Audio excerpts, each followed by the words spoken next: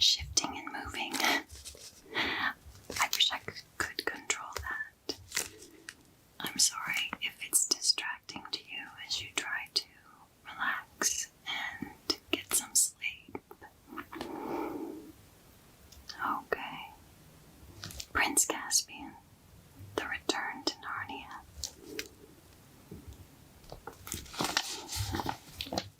Okay.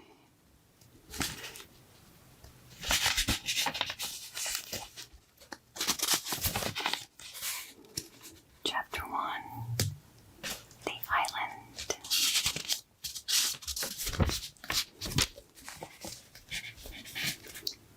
Once there were 4 children whose names were Peter, Susan, Edmund, and Lucy.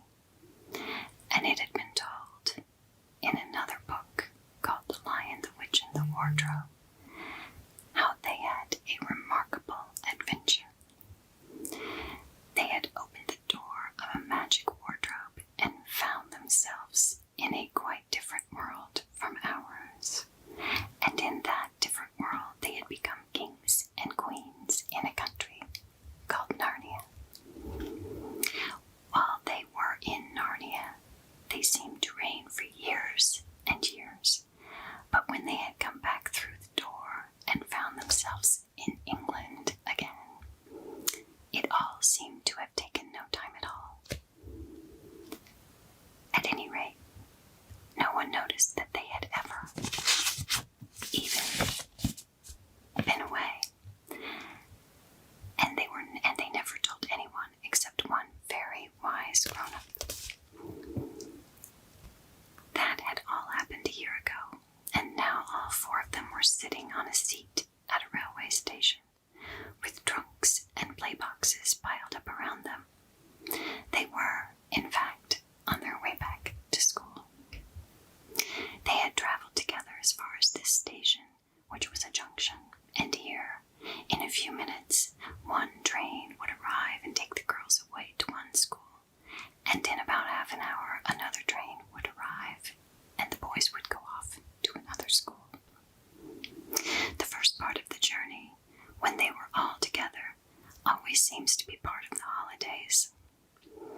But now, when they would be saying goodbye and going different ways so soon, everyone felt that the holidays were really over, and everyone felt their term time feelings beginning again.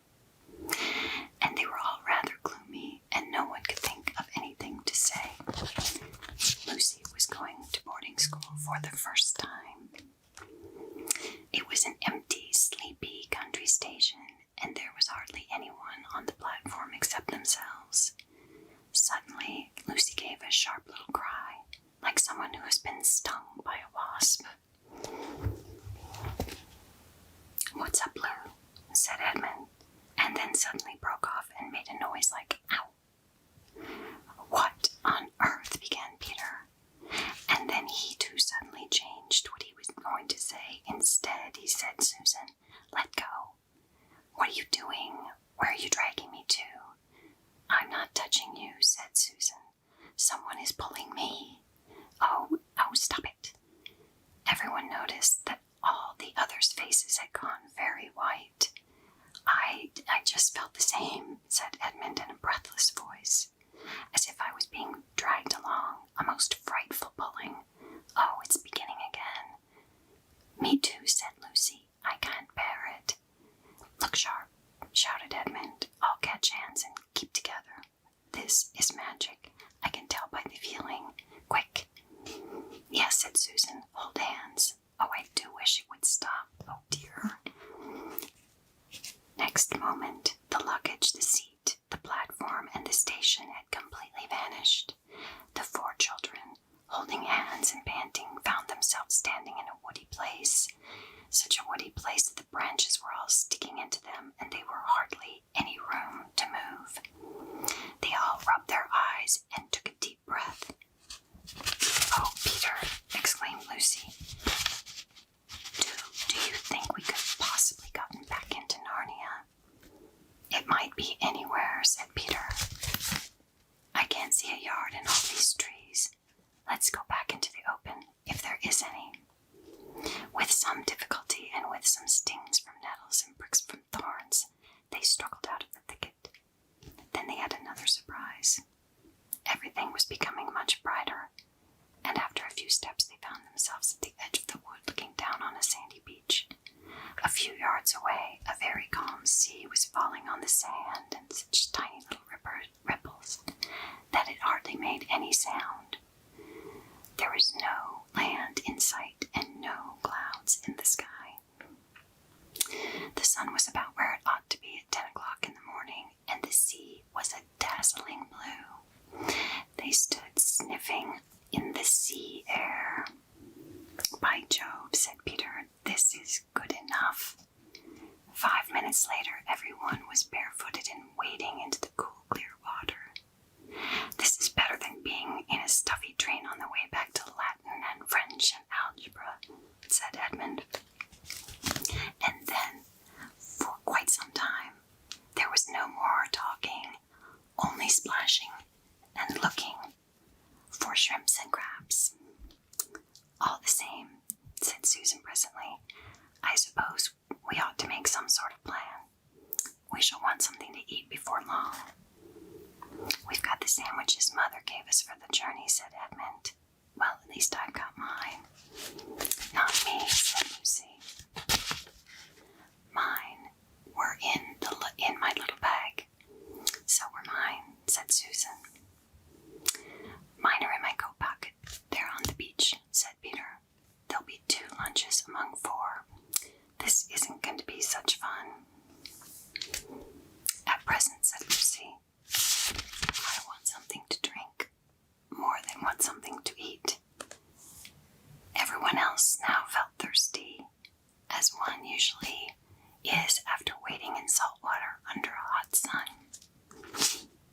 "It's like being shipwrecked," remarked Edmund. "In the books they always found springs of clear, fresh water on the island. We'd better go and look for them." "Does that mean we have to go back into that thick wood?" said Susan. "Not a bit of it," said Peter. "If there were streams, they're bound to come down to the sea. And if we walk along the beach, we're bound to come to them."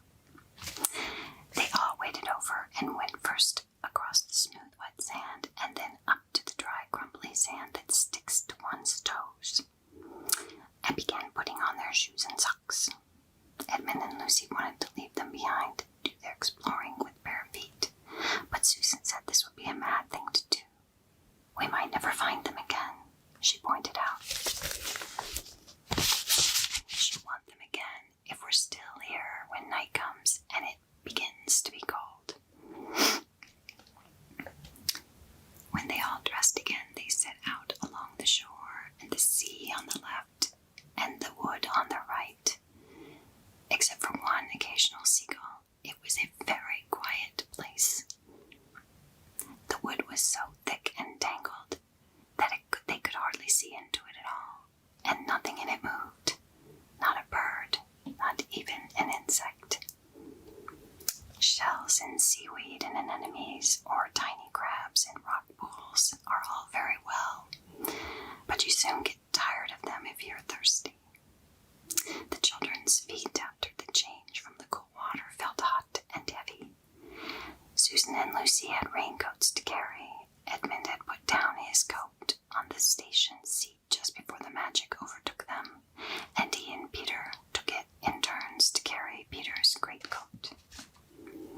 Presently the shore began to curve round to the right.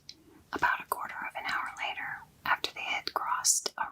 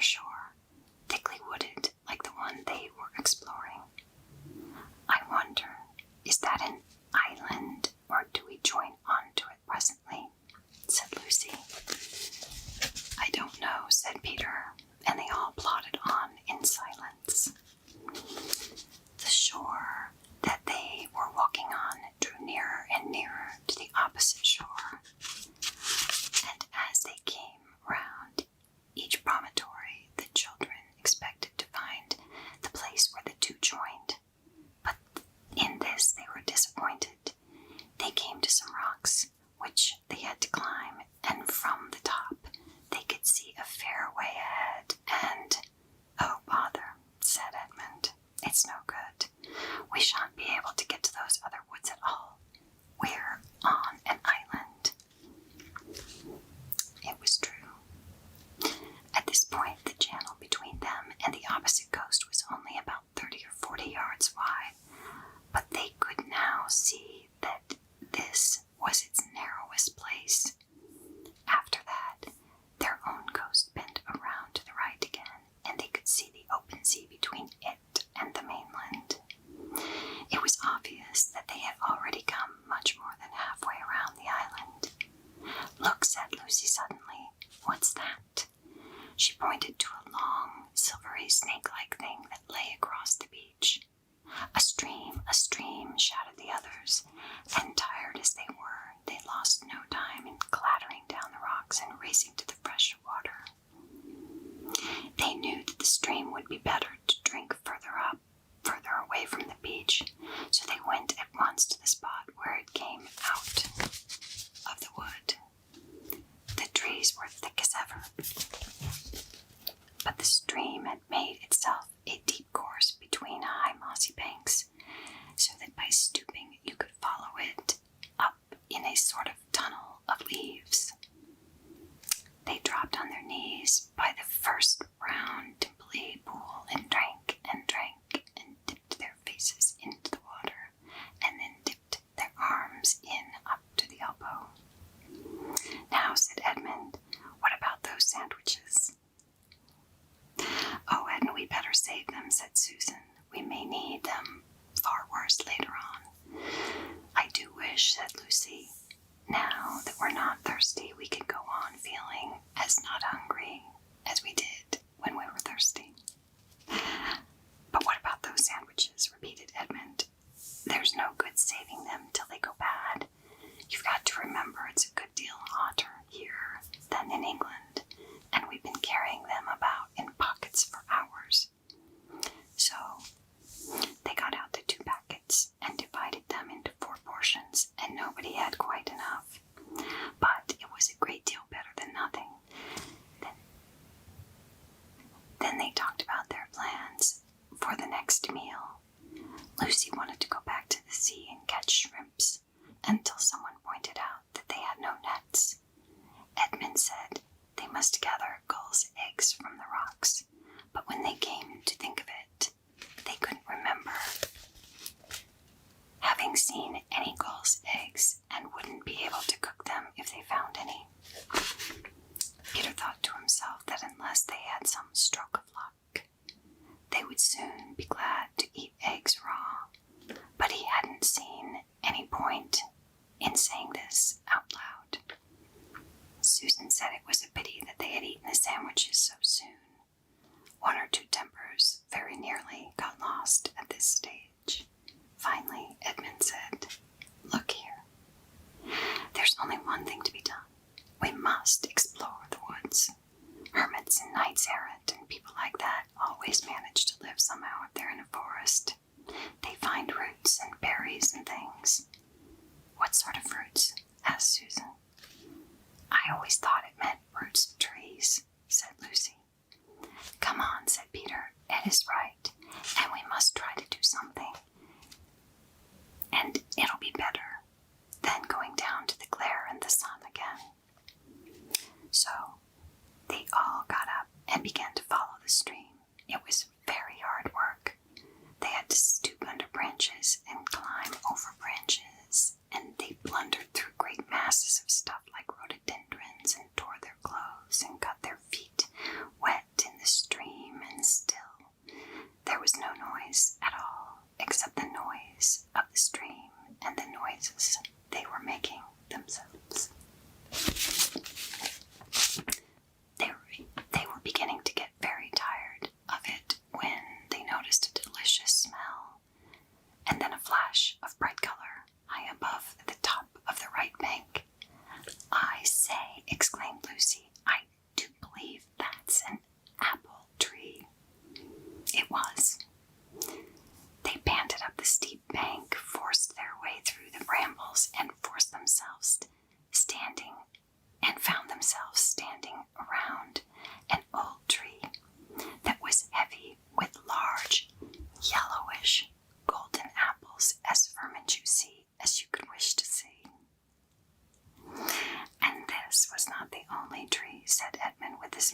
of apple. Look here and there.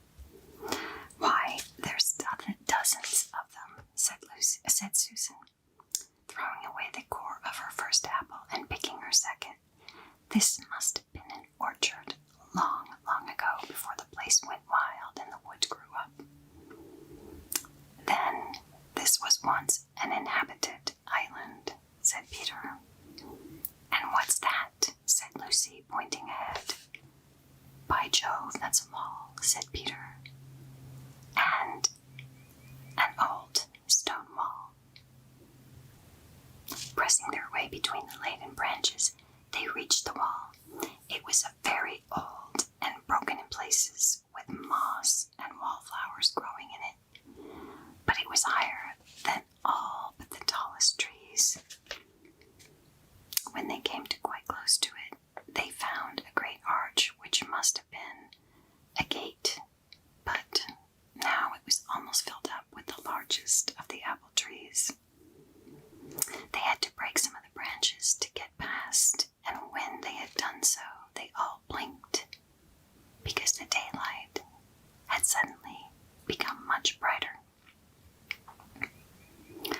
They found themselves in a wide open place with walls around it, and here there were no trees, only level grass and daisies and ivy and gray walls. It was a bright, secret, quiet place, and rather sad. And all four stepped out into the middle of it, glad to be able to straighten their backs and move their limbs freely. That's chapter 1. Let me know if you'd like me to read chapter 2, An Ancient Treasure House. You can see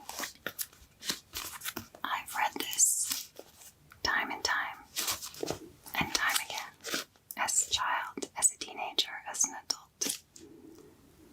So let me know if you'd